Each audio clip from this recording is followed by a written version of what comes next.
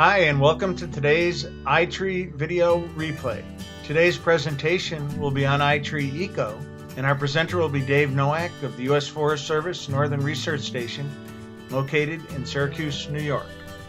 What Eco is basically the old U4 program. We renamed it. It's a ground-based approach to measuring trees or populations of trees and trying to assess ecosystem services. And what it does is it takes the data that you collect on a tree or a population of trees, and it brings in the local weather data, the local pollution data, and some other environmental variables from the location that you're at. You have to tell us what city you're in. And then it basically tries to simulate those trees through time. Some of it does, like it does gas exchange on an hourly basis to look at pollution removal and things like this. So that's all the coding behind there. But it tries to simulate the ecosystem services for the tree at the location that you put data in on. So it uses local data that you collect in local data sets that are available within the iTree tool. And it assesses urban forest structure. So basically it tells you about the population, what your species composition is, how many trees you have, their sizes, basic things that you can measure about the population. And then it looks at the various functions or ecosystem services such as energy conservation, pollution removal, carbon storage or carbon removal annually, and volatile organic emissions.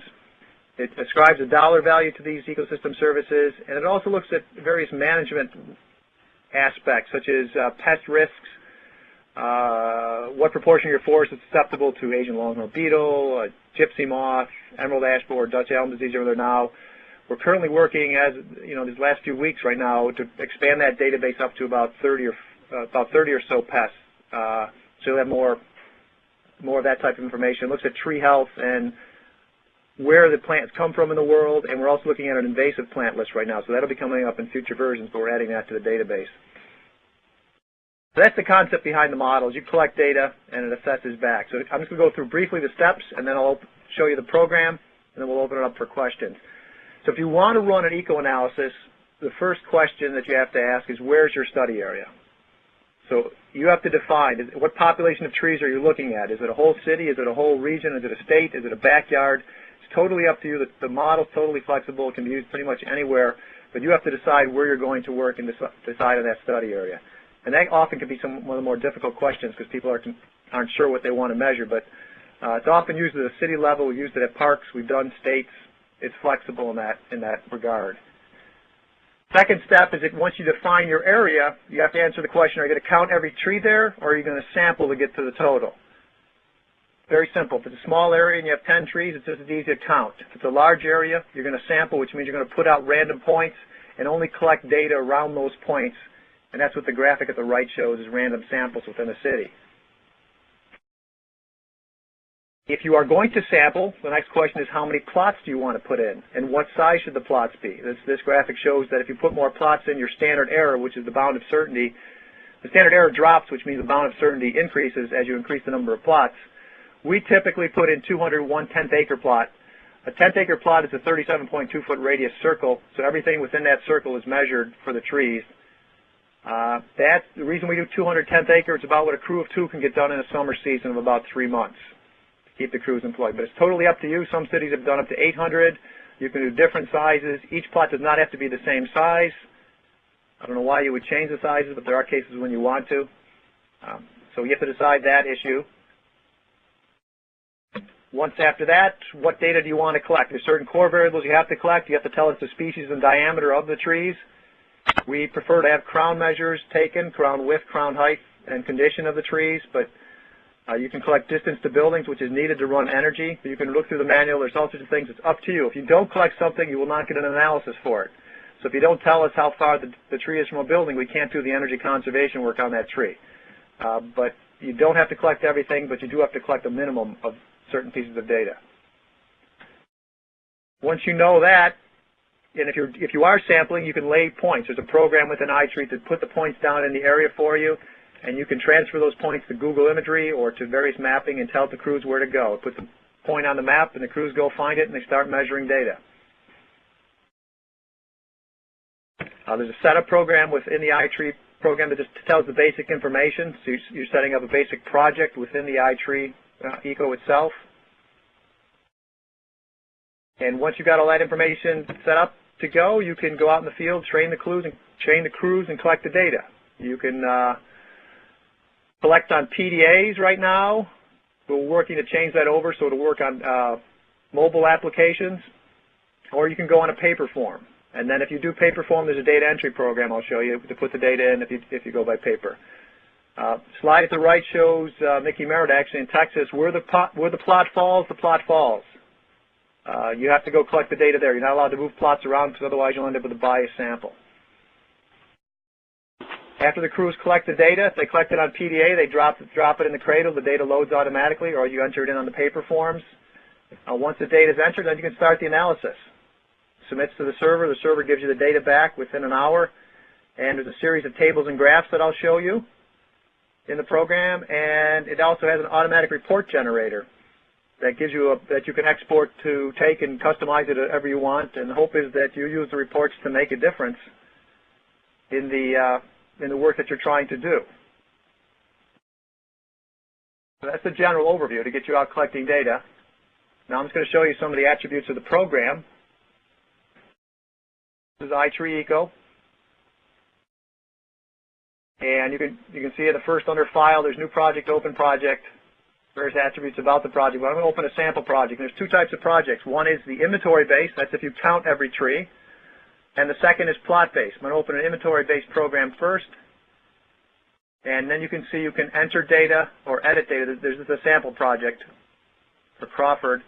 And that's the data for the individual trees. If you wanted to add trees in, here's the data entry form. So it's the basic information about the species. You have to enter the species code. If you wanted land use, you can drop the land use type. The height and diameter, the DBHs up to 6, total height, height to live top, height to the base of the crown, the 2 crown widths, percent of the crown missing, dieback, and crown light exposure, which is the number of sides that the plant's in competition with. And if you have distance and direction to building, oh, it doesn't run on this one here. So that's the data entry.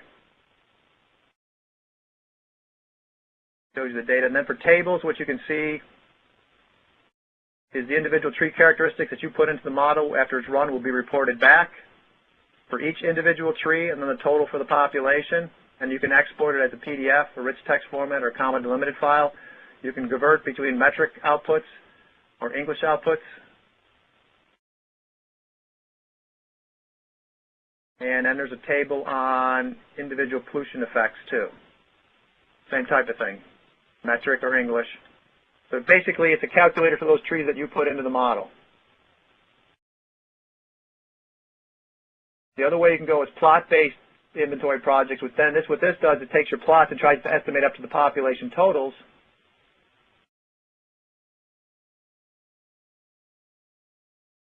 I'm going to the data entry here again. You can add plot information. Same type of thing. General plot information on this field.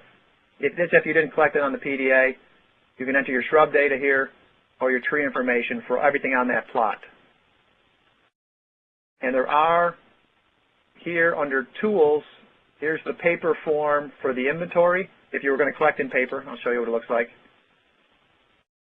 You can see that's where you write the information in the field on this form, and then you would go to the data entry program and just type the data over into the program itself. And the same here for the plot data collection program, where you can sketch the plot, enter reference data, enter the land uses, the ground covers, the shrubs, and here's the tree form for the plot. So it's set up to either go paper or plastic.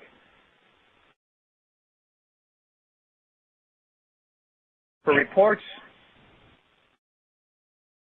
there's many standard charts. We're working to convert the inventory to produce more charts, but right now it's just the simple outputs that I showed you before. You can pick the standard reports you want, or the charts you can see. Here's tree density by land use type. And again, you can export that if you wanted to, same type of thing I showed you before. What's new under version 4, we have all these standard charts. This one's pretty cool. This is the hourly pollution removal by trees.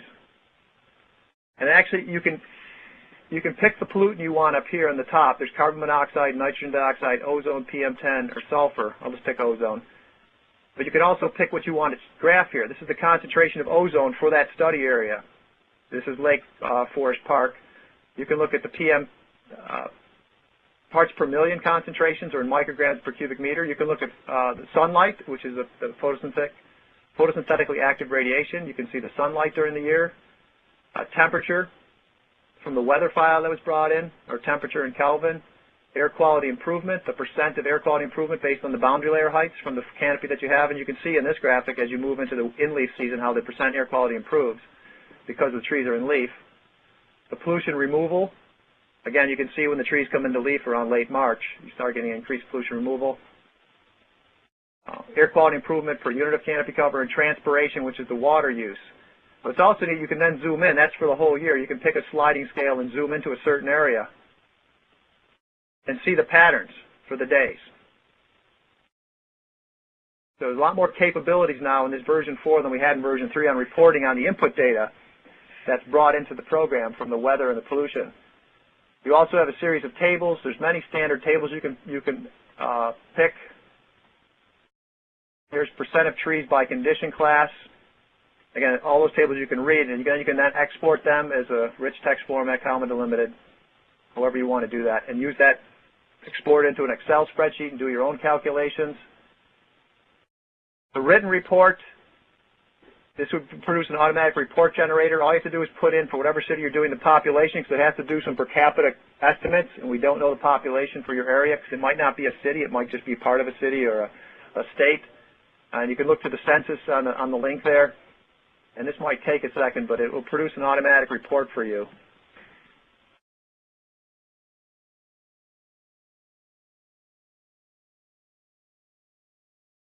This could just be my system. There you go. And you can see this is what you can export then. And you can see that it's a standard report that we have with many of the graphics already included and the text. But then you can customize this as you want after you export it. Model processing notes is in case, when you make the run to the server, it'll show you if you have any issues. We have no control right now. In the past, the data ran through us. Now with version 4, it goes right to a server. You download it, it runs it on the server and gives it back to you. So there's no one looking at it except for you.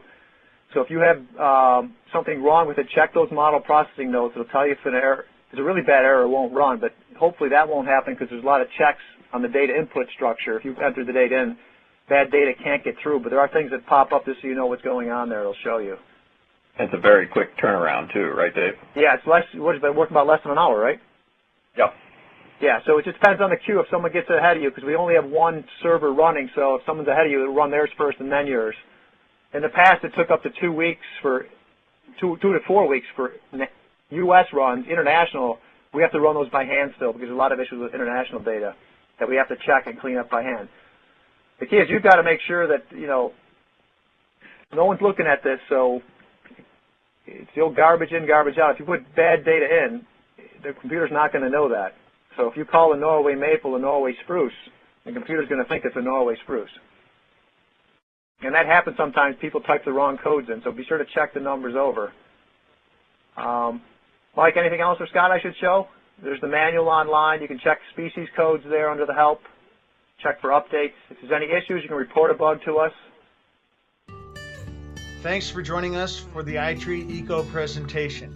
For more information on the iTree software, please visit www.itreetools.org.